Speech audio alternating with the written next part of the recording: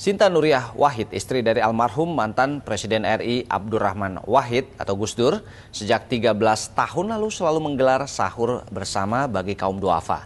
Uniknya saudara, sahur digelar secara lintas agama.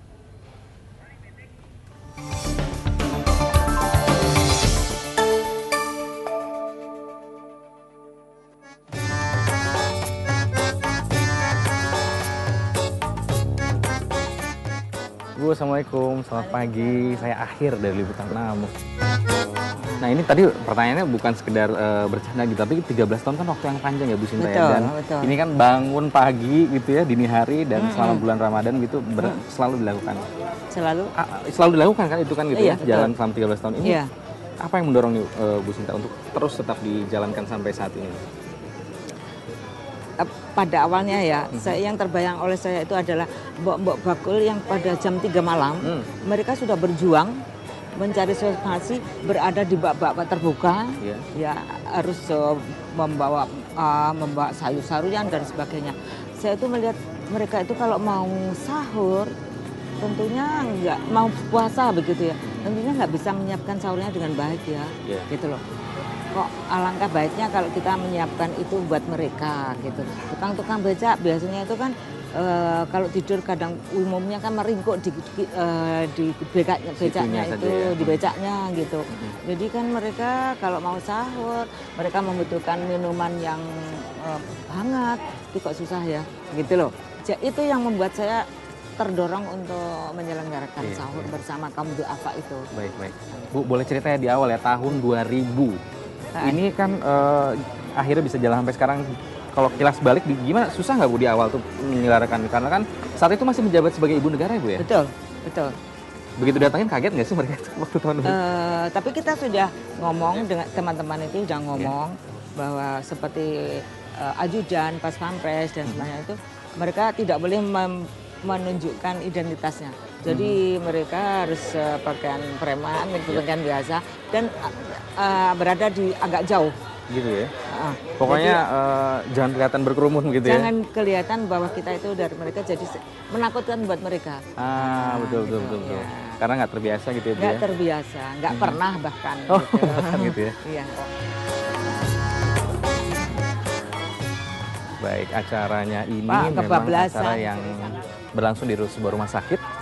Sahur bersama pagi ini, dan kita akan ikuti acaranya seperti apa. Terutama di kota-kota besar, penyelenggaraan buka bersama itu sudah banyak melenceng dari tujuan yang sebenarnya. Banyak sekali penyelenggaraan buka bersama itu yang diajak berbuka,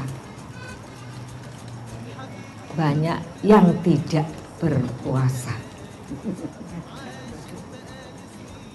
Yang tertawa pasti sudah tahu. Kenapa tertawa? Kemudian yang menyelenggarakan buka bersama sudah kadang-kadang tidak berpuasa. Apalagi kalau yang menyelenggarakan buka bersama adalah tokoh partai atau tokoh politik.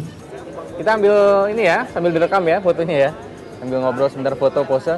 Cerita ternyata yang hadir di puasa bersama, sahur bersama ini lintas agama ya Bu ya. Ya. Bu Sinta, ini apakah cenderung lebih melanjutkan dari apa yang Gus Dur lakukan di saat itu, atau punya warna lain sekarang dari versi Bu Sinta sendiri? Sebetulnya sih bukan berarti punya warna lain begitu, tapi caranya yang berbeda. Kalau dulu mungkin pembelaan itu secara langsung, tapi kita tidak seperti itu. Kalau pembelaan terhadap minoritas ya tetap sama.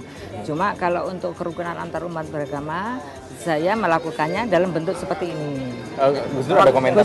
Iya, ketika Gus Dur melihat Ibu rutin melakukan ini. Ya sangat mendukung sekali beliau. Saya lihat beliau sangat bangga sekali gitu. Ya? Aku sangat bangga, sangat senang. Kalau misalnya yang di daerah Jabodetabek ya, itu misalnya jam 1 juga belum berangkat. loh jam segini kok belum berangkat, cepat berangkat. Gitu ya, justru Iya, ingat selalu ya. begitu. Ada komentar khas biasanya kan gitu ya, ada kelakar khas atau bercandaan khas gitu ya mungkin Ya, melihat. ya cuma ya apa melakukan seperti itu, dia sangat senang sekali, bangga. Misalnya kan saya di daerah itu selalu ditelepon. Sekarang sudah sampai di mana gitu.